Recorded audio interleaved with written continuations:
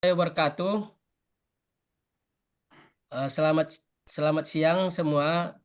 Hari ini kami dari kelompok satu tim A yang terdiri dari saya Muhammad Syukur Hasibuan, penghulu ahli pertama, kemudian eh, teman saya Ricky Sultan Fernanda, penghulu ahli pertama, kemudian Rapli penghulu ahli pertama, kemudian yang terakhir Akbar Gunawan Siregar, penghulu ahli pertama.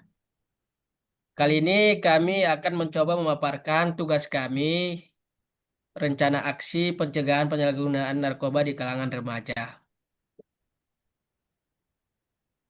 Kami merupakan peserta Latsar Angkatan 21, Kelompok 1 tahun 2025 yang dilaksanakan oleh Balai Diklat Keagamaan Medan. Baik, di sini kami akan menjelaskan pemaparan latar belakang daripada pencegahan penyalahgunaan narkoba di kalangan remaja.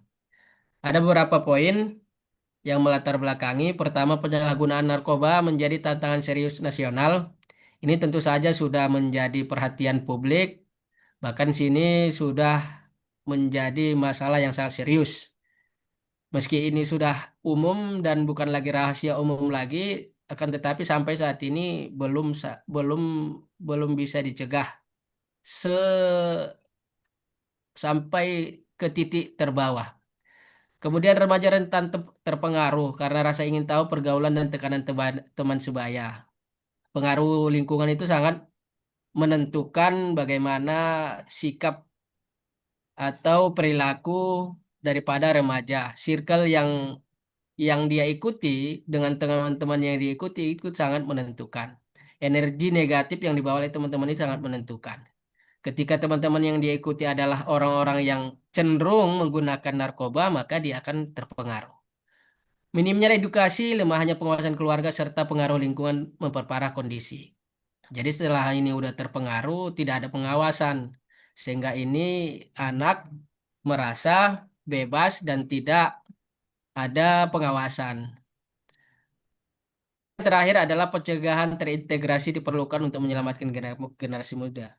Tentunya ini kan latar belakang yang harus diselesaikan.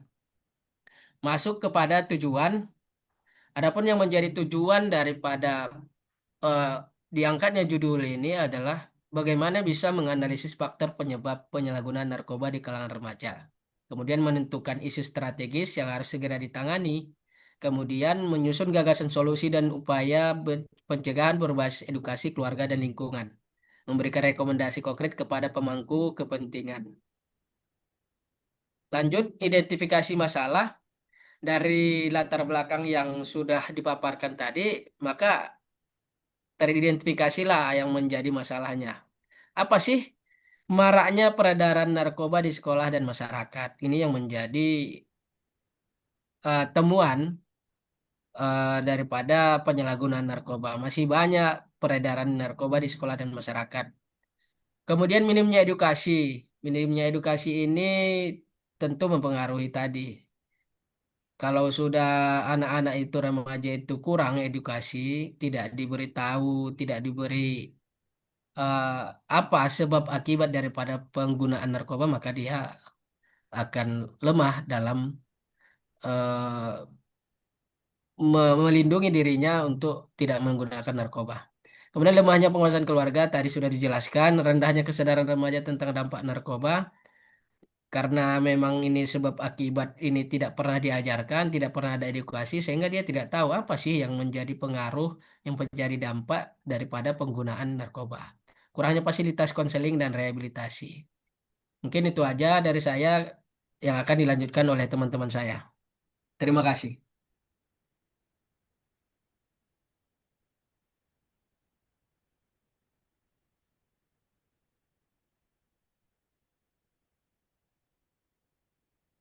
Mik, mik, mik, mik.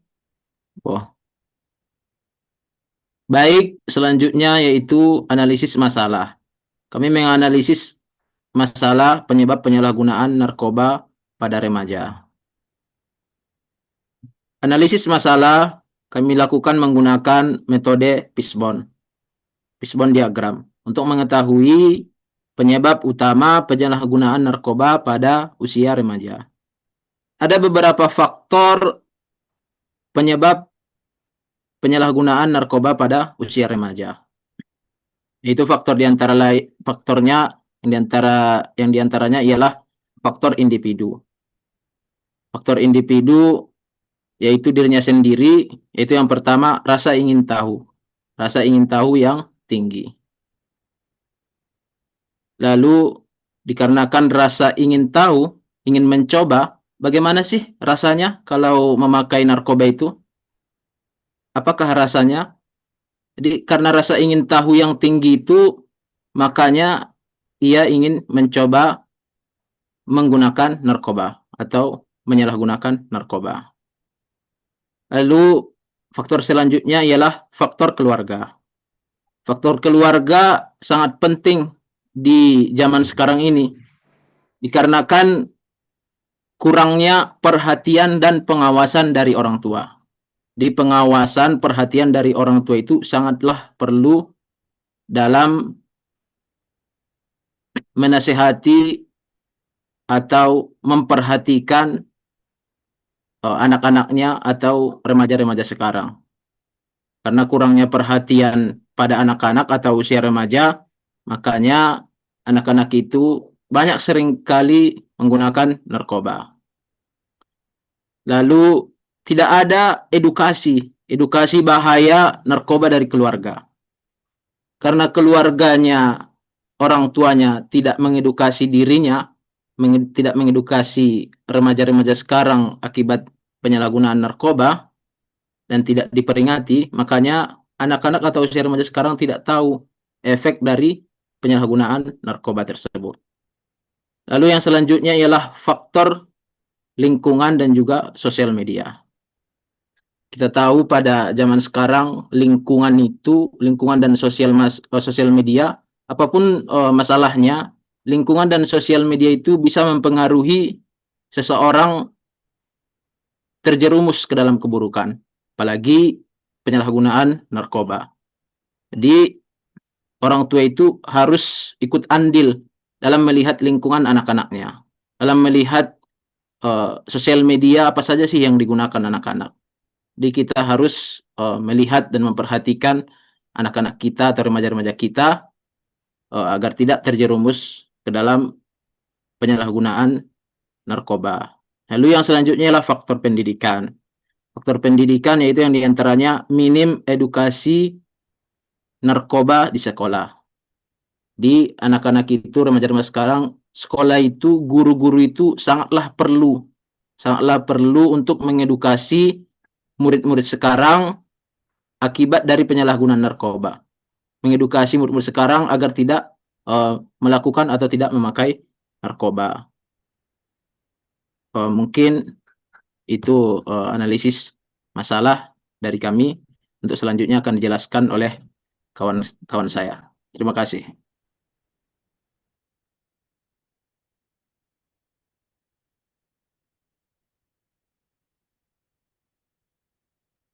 Lanjut ke slide itu.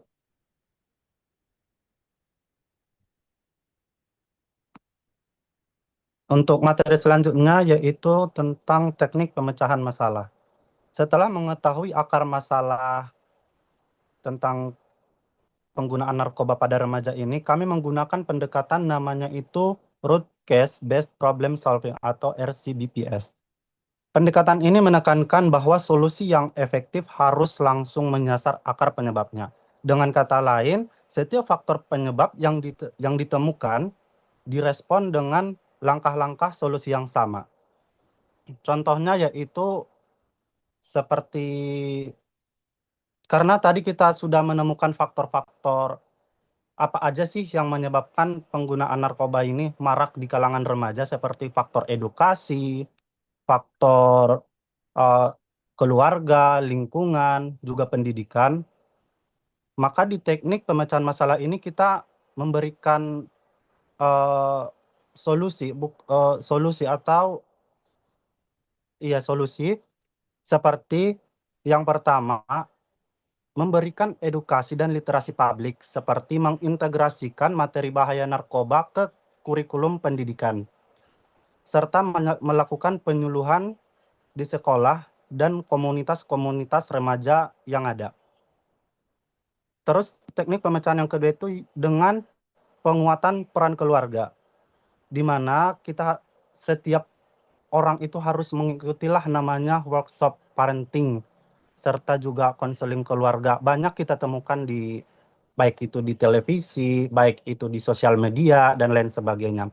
Yang ketiga itu dengan kampanye sosial. Kampanye sosial itu bisa kita temukan di mana aja, sama seperti di TV juga ada. Konten edukasi di media sosial juga banyak, seperti di YouTube, lain sebagainya. Yang keempat itu ada dengan memberikan dukungan psikolog dan konseling, seperti menyediakan layanan konseling di remaja, baik di puskesmas, di desa, ataupun balai desa. Yang kelima itu ada kolaborasi stakeholder. Maksudnya ini setiap instansi pemerintah seperti sekolah, BNN, dan masyarakat bekerja sama untuk saling uh, membantu para remaja ini, mengarahkan para remaja ini agar tidak menggunakan narkoba dan memberikan edukasi bahaya-bahaya dari narkoba tersebut.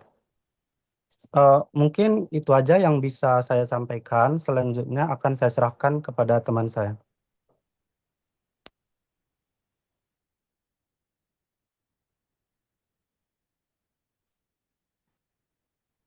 Baik, terima kasih kepada Saudara Rapli yang telah menjelaskan sebelumnya.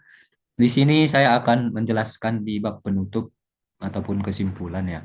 Jadi dari paparan materi yang disampaikan oleh teman-teman sebelumnya dapat kita ambil kesimpulan yang pertama yaitu penyalahgunaan narkoba pada remaja adalah ancaman nyata bagi masa depan bangsa. Ya, kita sebagai generasi muda tentunya akan menjadi pemimpin nantinya di masa yang akan datang. Jadi tentu untuk menyongsong Indonesia Emas 2045 ditentukan daripada remajanya sekarang. Nah, kalau remajanya sekarang itu gemar ataupun mengkonsumsi narkoba, bagaimana keadaan bangsa ini di 2045 nanti? Nah, tentunya ini menjadi ancaman yang nyata bagi kita bersama. Kemudian untuk yang kedua yaitu pencegahan harus dilakukan melalui edukasi keluarga, lingkungan dan stakeholder. Untuk yang kedua ini tentunya pencegahan daripada narkoba itu tidak dapat kita lakukan secara mandiri atau sendiri ya.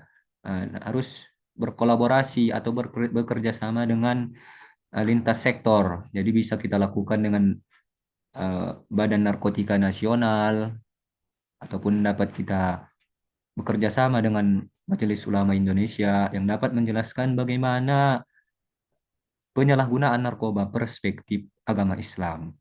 Kemudian yang ketiga, ya, mari bersama selamatkan generasi muda dari bahaya narkoba. Jadi ini kepada teman-teman ya, khususnya ini ibaratkan ajakan ya, mari kita sama-sama, khususnya sebagai aparatur sipil negara, mari kita selamatkan generasi muda kita daripada bahaya narkoba untuk mencapai Indonesia Emas di 2045. Mudah-mudahan dengan apa yang kami sampaikan dari kelompok 1 Angkatan 21 Latsar CPNS tahun 2025 dapat memberikan manfaat. Mungkin sekian yang dapat saya sampaikan. Akhirul kalam. Assalamualaikum warahmatullahi wabarakatuh. Waalaikumsalam warahmatullahi Waalaikumsalam wabarakatuh. warahmatullahi wabarakatuh.